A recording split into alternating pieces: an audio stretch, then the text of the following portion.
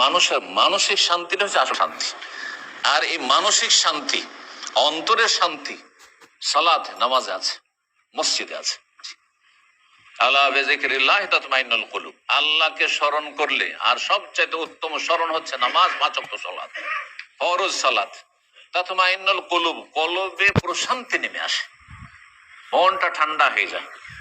এই নবী সাল্লাল্লাহু আলাইহি সাল্লাম বলেছেন, ওয়া জুইলাত কুররাতু আইনি ফিস সালাহ, আমার চক্ষু ঠান্ডা হয়, শীতল হয় সালাতে, নামাজ পড়লে। নবী সাল্লাল্লাহু আলাইহি ওয়াসাল্লাম আরো বেলালকে বলতেন, তখন তার টাইম টেবিল ছিল না, এখন তো বুঝতে পারি যে আরে 1 মিনিট আছে, তো আধ মিনিট আছে আজান হইতে, তাই না? কিন্তু নবী সাল্লাল্লাহু আলাইহি সাল্লামের জামানায় তো তা ছিল না। সুতরাং মানে অপেক্ষা করতে করতে যেন উদ্গ্রীব হয়ে যেতেন সালাত আদায়ের জন্য রাসূলুল্লাহ সাল্লাল্লাহু আলাইহি সাল্লাম, পেরেশান হয়ে যেতেন, ব্যতিব্যস্ত হয়ে যেতেন। তখন বলতেন যে আরেহনা বিহা ইয়া বেলাল, হে বেলাল, এই সালাতের মাধ্যমে আমাকে শান্তির ব্যবস্থা করে দাও। রাসূলুল্লাহ সাল্লাল্লাহু আলাইহি ওয়াসাল্লাম চক্ষু ঠান্ডা হইতো নামাজ পড়লে, রাসূলুল্লাহ সাল্লাল্লাহু আলাইহি ওয়াসাল্লাম আরাম পেতেন সালাত আদায় করলে।